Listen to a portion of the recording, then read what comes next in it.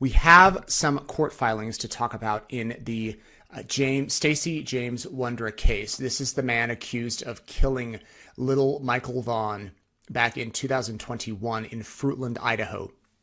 I want to show you, first of all, to give you an idea of where East Idaho is versus Fruitland. A lot of people who aren't from here think, oh, Idaho, everything's an hour away. I lived on the East Coast. I lived in Virginia, where you could get to a lot of places within an hour or two. But I'm going to pull up Google Maps here, and I'll show you on the screen here. So Idaho Falls, where I'm at right now, is right here. And then the distance, it's so funny to me what pops up on these maps. KFC, the Hilton Garden Inn, Touché, and the fairgrounds. Those are the things that pop up. KFC is right there in the middle. I don't know what KFC pays for that, but it got my attention. So Idaho Falls to Fruitland, Idaho, which is where these crimes occurred.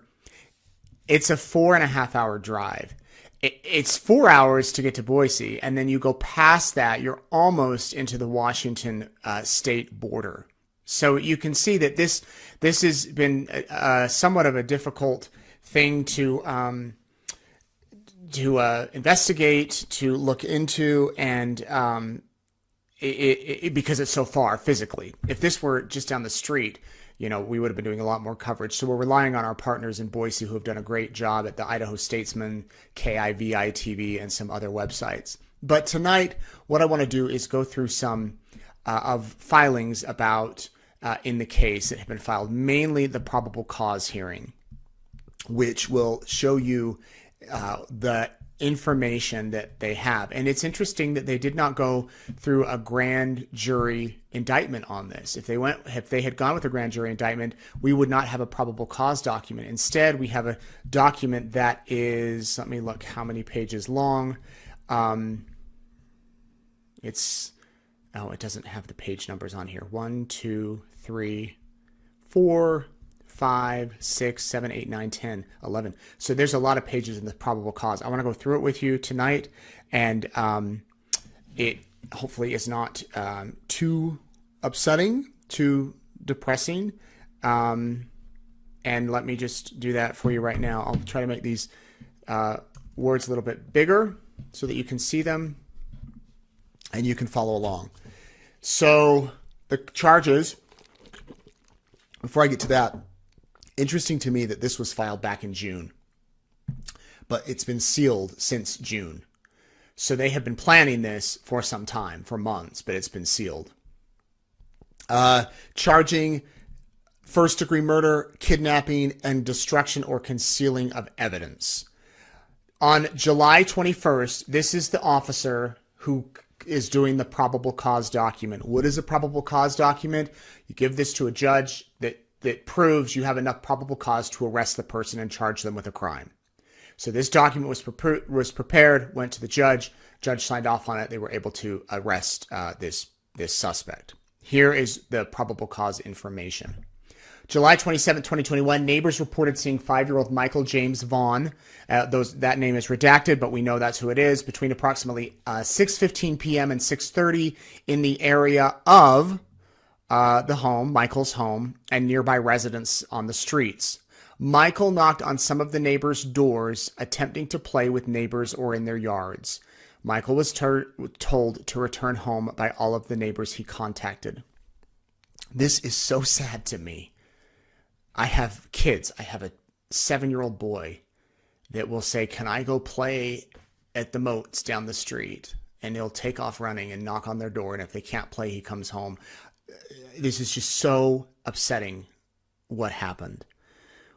At approximately 6:45 to 6:50, Tyler Vaughan noticed his 5-year-old son, Michael, was missing from their home. He began searching the home and property for him, called 911 to report his son missing at 7:21, and the Fruitland police responded. Fruitland police and the FBI, along with local agencies, searched for Michael for several weeks and now years. Through interviews, searches, and other corroborating evidence, all of Michael's family and household members have been determined not to have any knowledge of his current location, nor were they involved in his disappearance. So police have ruled out the neighbors. Police have ruled out the family and anyone that lived in the house. Family members have been ruled out. All of Michael's neighbors on Southwest 9th Street in Arizona have been thoroughly investigated, searched, and interviewed, and have been determined by law enforcement to not have knowledge of his disappearance. The surrounding area was extensively searched, and Michael has never been found. Live Scent Canine teams searched the surrounding neighborhoods August 2nd to 3rd on 2021 using a pair of Michael's shoes for Michael's scent. Out of approximately 300 homes, canine handlers reported the dogs only showed interest in one house in Fruitland, the home of Stacy and Sarah Wondra. A canine handler also reported that Canine Banshee showed interest in the area of the corner of Meadowlark and Red Wing Street. The canine showed interest at this intersection and then headed straight to the fence and front door of the Wondra's residence. On August 2nd, Canine Banshee tracked scent down to a tree over the edge of the bluff off of Southwest 8th and Three Rivers Way. Canine Banshee was determined to track the scent into a thorny bush, the thorny bushes under the tree, despite the thorns. A discarded child's stroller was located deep in those thorny bushes. On August 5th, 2021, a pink Big Flyer tricycle was located behind the bluff sign at Three Rivers Way and Southwest 8th Street. During a search of the same area the day prior, the tricycle was not there. Jim Smith, who lives in the subdivision, later reported he found the tricycle over the bluff under a tree next to a child's stroller. Jim said he took it home to use one of the wheels for another project, but then discarded it after not removing the wheel as planned. Jim said he left it behind the bluff sign for neighborhood kids to use. Kim Elko would later report to law enforcement that she had seen the tricycle in the Wondra's garage during a yard sale in the spring of 2021. Elko was able to describe the layout of the Wondra's garage and where she saw the tricycle on a stack of boxes. She described the described stack of boxes was still there during a later search of the Wondra residence and garage. Dorothy Starkey, who was present at, and her address is redacted, reported on July 29th, 2021, she saw Michael riding a big wheel tricycle at the corner of Red Wing Street and Meadowlark Avenue on July 27th as she was either entering or leaving the neighborhood. Dorothy is seen on surveillance videos coming into the neighborhood at 6:25 and leaving the neighborhood at 7:25. Other than Dorothy's report, there are no other reports of Michael being seen anywhere other than Southwest 9th Street and his next-door neighbor's house on Arizona on the date of his disappearance. Video surveillance was gathered from security cameras in the neighborhood Michael disappeared from, as well as the neighboring areas. Michael is never seen on any of the surveillance footage that was obtained. Stacy Wondra is captured on surveillance footage driving a white Lexus and pulling into the parking area of the splash pad in the neighborhood off Southwest 8th Street at 3:23 on July 27th. Stacy is seen exiting the driver's door, walking around to the passenger side of the car, and appears to be testing the exterior door handle to see if it's locked. Stacy then walked back around the driver's side of the vehicle where he got into the driver's seat and exited the area onto Southwest 8th Street at 7:24, 1 minute after arriving. Video surveillance shows an adult male walking in the area of Three Rivers at 18:08, that's 6:08 on July 27th, 2021, and the same male is captured walking in the area of the neighborhood splash pad at 6:18. The last image of the male is captured at 6:28 as he walked through the wooded area to the west back towards the area in which the Wondras lived. Brandon Shirtliff was identified in 2022 as being this person and told detectives during an interview that the surveillance video captured him as he was walking and searching for a missing child on the date Michael disappeared. The video captured Brandon walking prior to Michael being reported missing. Brandon reported that he was living with the Wondras on that date. Pause. Doesn't this all just sound so ominous? Just so... You just don't have a good feeling about this. On August 1st, 2021, Fruitland police contacted the residents. On their initial search of the residence, they located Adrian Lucin hiding in a closet. Residents of the home on that date and on July 27th were identified as married couple Stacy and Sarah Wondra and their sublets Brandon Shirtliff and Adrian Lucin. All were interviewed on August 1st, 2021. So they searched the Wondra house on August 1st. Adrian was vague in his statements and he's hiding in the closet. and wouldn't commit to a solid statement. He also refused to provide his social security number for identification confirmation. He provided Stacy's phone number as his own and concealed his real phone number from law enforcement. Again, red flags. On August 21st, Sarah reported that on July 27th, she and Stacy slept until noon.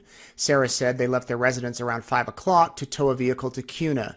Sarah and Stacy denied they were home around 6:30 on July 27th. Cell phone tower data and surveillance footage show Stacy, Sarah, Adrian, and Brandon were in the area of the neighborhood at the time of Michael's disappearance. Sarah, Adrian, and Brandon returned to Fruitland, verified by surveillance, in Sarah's blue Toyota Corolla at 5:08, only to leave again at 5:12. The Toyota then came back into the neighborhood again at 5:56. Surveillance footage shows Sarah driving the maroon GMC pickup on July 27th as she drove out of the neighborhood at 7:08. Stacy has been identified as the front passenger, and Brandon was the driver's side rear passenger. Stacy, Sarah, and Brandon's phone data showed they were co-located as they left the neighborhood at 7:08 and drove to Kuna. Adrian's phone did not provide any location data during the evening of July 27th. However, he took a selfie in the guest bathroom at the Wondra residence at 7:26. Wondra's maroon GMC pickup truck is captured on surveillance footage returning to their Fruitland neighborhood at 23:22, which is 11:22 p.m. on July 27th, 2021, pulling or towing a silver Mercedes-Benz. Following Michael's disappearance, Sarah had a distinct change in behavior. Following his disappearance, Sarah began to stand along the highway near Love's gas station in Ontario, Oregon, with signs stating to repent of your sins and that the end of time was near. Sarah's social media posts on TikTok and Facebook also changed drastically to religion and asking for forgiveness of her sins. Prior to Michael's abduction, Sarah had only posted approximately 11 videos on TikTok over 3 years. Following his abduction, Sarah posted approximately 329 videos from September 15th, 2021 through Christmas Eve on 2021. In TikTok videos Sarah posted, she made testimony statements, in quotes, regarding her involvement in criminal behaviors and stated that she had broken all 10 of the 10 commandments. It should be noted that thou shalt not kill is one of the 10 commandments. Pause there. Interesting that the officer included that. It should be noted that thou shalt not kill is one of the 10 commandments.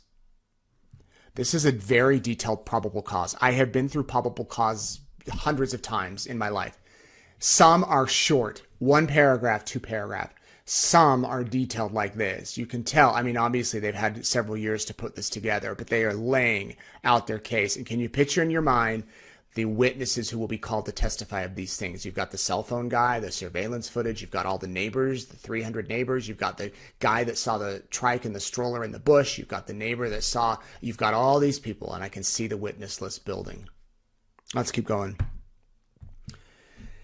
Sarah also alleged in her videos that it did not matter what sin she had committed because God had forgiven her for all of them. Michael's missing person flyer can be seen on her refrigerator in the background of some of her videos.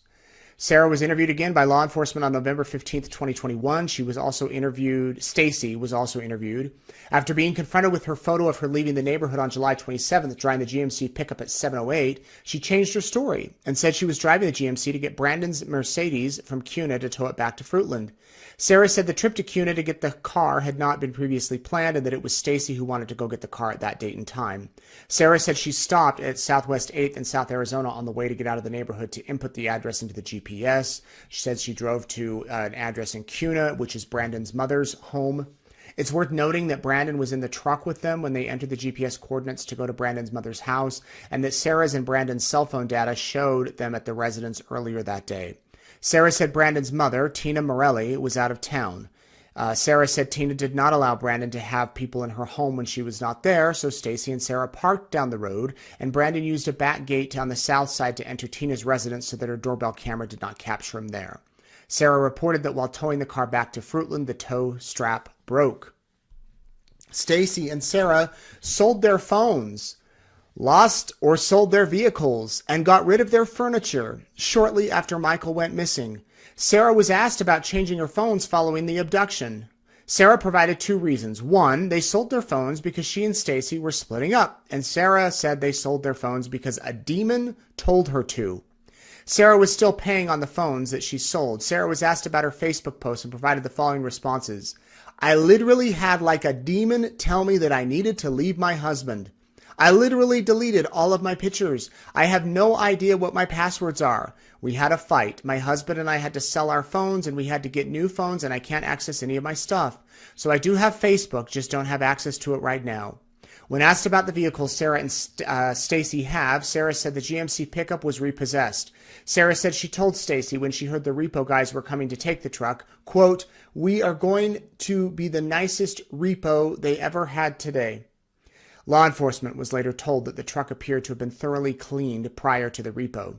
Following the interview on November 15th, Brandon reported Sarah and Stacy contacted him and told him they were re-interviewed about Michael's abduction.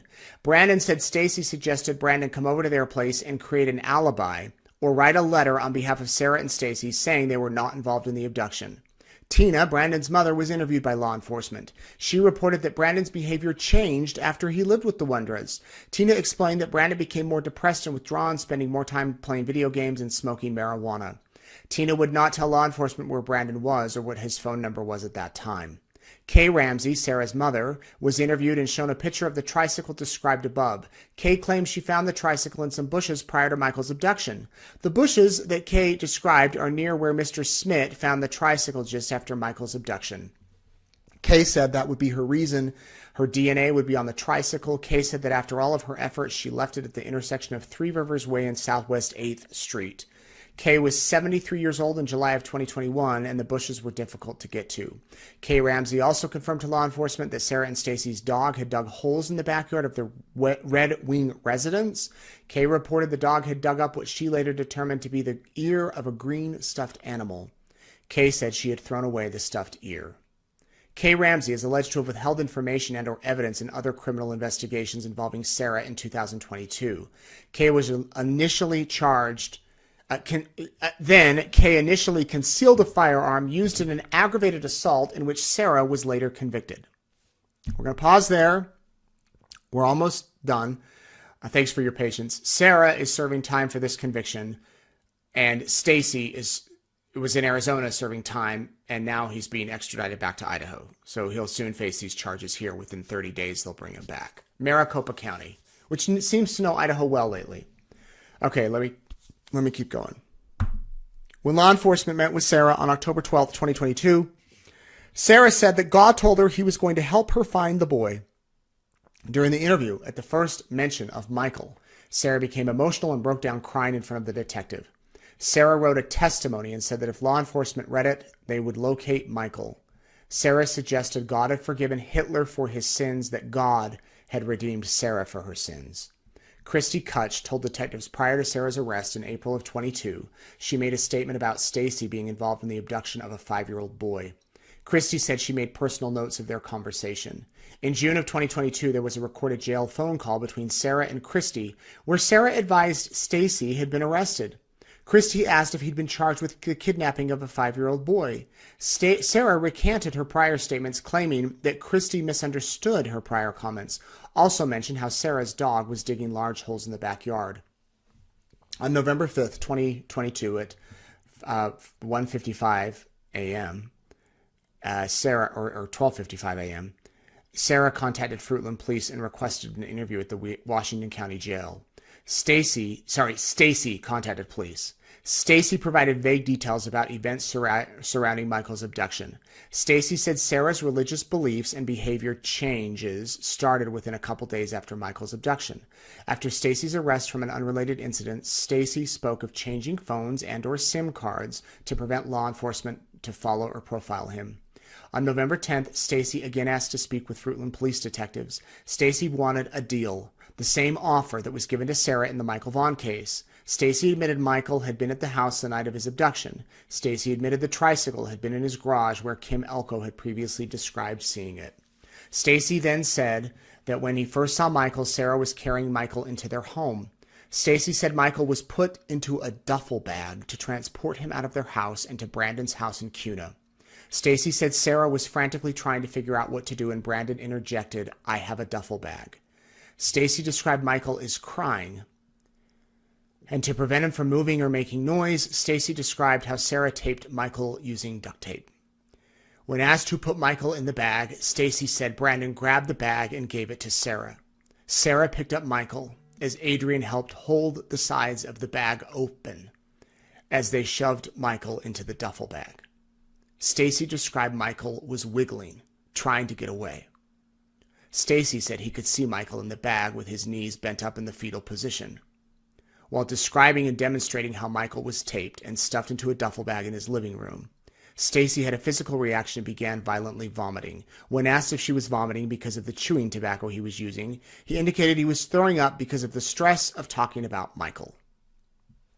Stacy provided 2 reasons they stopped in the GMC at the corner of Southwest 8th and South Arizona and Fruitland. 1, for Stacy to put power steering fluid into the vehicle, and 2, so Brandon could check to see if Michael was still alive, because Michael was bound with duct tape and stuffed into a duffel bag in the bed of the truck. Stacy said he was able to hear Michael making noises like, quote, a dull scream. Stacy said they were worried about being seen because they saw a car parked off South Arizona. Stacy said they drove straight to Brandon's mother's house in Kuna, where Brandon grabbed both bags, the duffel containing Michael in a backpack, and went into the house by himself. Stacy said that once they arrived in Kuna, Michael was not making any more noises, and none of them had checked on Michael to verify he was still alive. Stacy said that Brandon told him he left Michael in the bag and put him in the spare room inside his mother's house.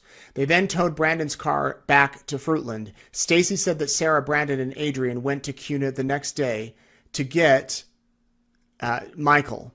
The 3 of them brought Michael's body back to the house in Fruitland. He stated that he was inside. Brandon was, quote, on guard, and Sarah and Adrian dug a hole together. Stacy reported he did not previously report this information because he thought he would still get into trouble and because he was fearful of Sarah hurting him. In an interview, Stacy said that Michael had a stuffed animal. Quote, some sort of a stuffed animal, I want to say like a dinosaur or a monkey. What I saw was a monkey, was a green and looked like a green monkey. In one interview, Stacy advised the lime green monkey was a dog toy and that he and Sarah gave him to keep him quiet while he was sitting on the couch in their living room. Additionally, Stacy stated that the idea was to take the child to sell for money. That was Adrian's idea, and they would get a $10,000 cut. Stacy was asked if Sarah provided any direction throughout any part of this. Stacy said that Sarah asked him and Brandon to, quote, follow her lead, which was to, quote, take the kid. Stacy recalled that most of the conversation at that point was Sarah trying to figure out what they were going to do. Sarah had asked Brandon where we should put the body, and Brandon was like, well, you guys can take him over to my house, and we'll deal with it, and that will buy us some time. Following the interview with law enforcement, Stacy called his mother, Tamara Johnson, from the Washington County Jail on a video visit. Tamara asked Stacy if Michael was alive. Stacy shook his head no and said Sarah accidentally killed him. Tamara asked how. Stacy said suffocation, and went on to say they buried him in a duffel bag. After his interview and phone call to his mother, Stacy wrote an apology letter to Michael's parents and then attempted to hang himself in his jail cell, but he was rescued by the Washington County Jail staff. It should be noted that during some part of Stacy's incarceration in the Washington County Jail, prior to his confession and directions to where Michael's body was, Stacy was out of custody and living back at the house on Red Wing Street, as evidenced by her being there when law enforcement arrived to execute the search warrant. Stacy could have had the time and ability to move any evidence from the property without Stacy's knowledge. In June of 2022, Sarah called Kay Ramsey from jail and spoke about spouses being able to testify against each other. In a recorded phone call from the Washington County Jail to Sarah, Stacy expressed concern that Sarah was going to turn on Stacy. Sarah confirmed that Stacy was referring to Michael Vaughan. Sarah told Stacy that she had already told her attorney that she wasn't going to turn on Stacy and that she wasn't going to testify against him. Stacy then reassured Sarah he would never testify against her. As the search warrant was executed on November 12th, Stacy described the exact location as to where to find Michael buried in the backyard in the residence. He instructed detectives through video chat. Sarah Wondra, who was located in the residence at the time, was detained. As officers read to her the search warrant, Sarah made several statements. Wow, that is a lot. I definitely did not kill that boy. The Most High God already told me who did it so. Oh, wow, the Most High God just told me that Stacy was the one who killed him and he buried him in the yard of Carson's house. She also said that, quote, the Most High God told her Stacy was the one that killed him and he buried him. Quote, the Most High God just told me that Stacy was the one who did it. He wants me to make sure you understand that I had nothing to do with it. He said that Stacy buried him in the backyard by the shed. It wasn't actually Stacy who armed the boy. As officers started to search the residence, Sarah asked several times if the officers had, quote, found him yet. ISP and Ada County Sheriff's Office assisted with the execution of the search warrant at the Wonder residence, along with 5 separate certified cadaver canines. Prior to officers digging in the backyard of the Wonder residence, cadaver canines were employed and alerted in the backyard. A total of 5 cadaver dogs were deployed, and all 5 alerted inside the Wonder backyard in the approximate area of where Stacy claimed he witnessed Sarah and Adrian bury Michael. Neither Michael nor any human remains were located during the execution. Prior to excavating the backyard, law enforcement noted there were several areas in the yard that appeared to be filled in with dirt or resodded. Kay and Ed Ramsey reported they had filled the areas in the yard where Sarah and Stacy's dog had dug holes. At various interviews after the disappearance of Michael Vaughan, Stacy was asked what happened to his and Sarah's cell phones from July of 21. Stacy said that Sarah wanted to, quote, detract attentions so we were not on the radar. And that was the reason they sold the phones. When asked if there was evidence of the crime on the phones, Stacy said there were text messages. Investigation revealed that the Wonders changed their phones approximately 3 times in a 5-month period. Stacy described purchasing SIM cards to put in his cell phone to evade law enforcement. The GMC was subsequently repossessed for non-payment. Stacy then called Kim's Cars, wanting the truck back or to borrow it. He also told them to hurry up and sell it. Stacy further advised that they sold the Lexus. They had a hard time at the time Michael Vaughan was abducted. Within a few weeks of Michael's disappearance, the Wonders' iCloud data revealed Stacy and Sarah's searched for rental houses in other states, financial assistance in different areas. Additionally, a photo of items boxed up was taken on July 30th, 2021, as if they were preparing to move. In summation, this is the last paragraph. Stacy confessed that the 4 members of the household, Stacy Wondra, Sarah Wondra, Brandon Shurtleff, and Adrian Lucien, were all involved in the abduction and killing of Michael Vaughan. Their home is in the neighborhood adjacent to the home where Michael lived and was last seen. Their neighbor, Dorothy Stark, saw Michael riding a tricycle near the Wondra home at the time Michael went missing. That same tricycle was seen in the Wondra garage prior to the abduction. That tricycle was discarded outside the neighborhood off a bluff after Michael went missing. Kay Ramsey, Sarah Wondra's mother, claimed to have found it and moved it to the entrance of the neighborhood, which is refuted by the fact that another neighbor, unrelated to the case, claimed to have found it and placed it there. Kay's story also does not account for the fact that the tricycle was in the house before being discarded and before Michael went missing. Live scent track dogs were deployed, and the only house they showed interest in was the Wondra house. That same dog showed interest in the area where Michael went missing from and the area where the tricycle was discarded. Based on the foregoing, your affiant is requesting that Stacy Wondra be charged with kidnapping and murder in the first degree, as well as the concealment of evidence. That is just so hard to read, so hard to believe that this took place. And as I said, they have built their case, and now James Wondra will be back in court.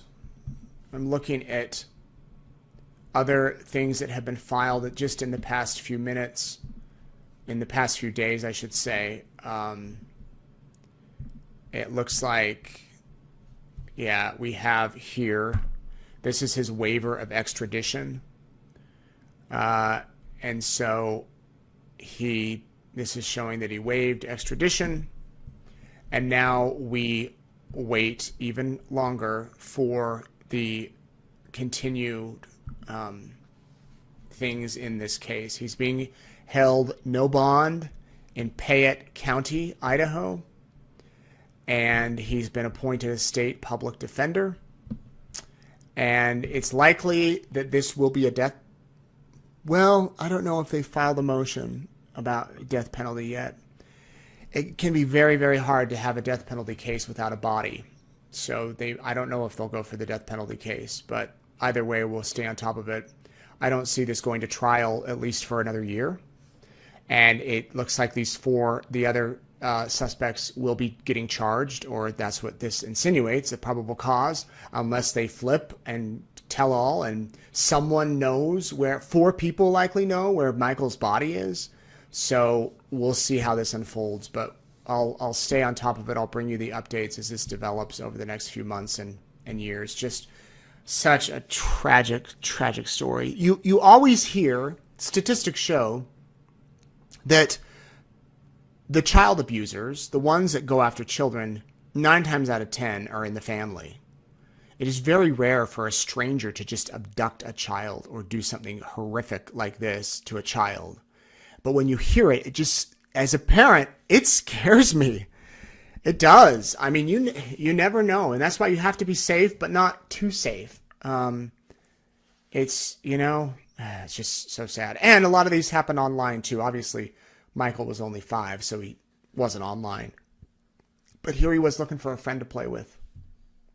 And he's gone. And anyway,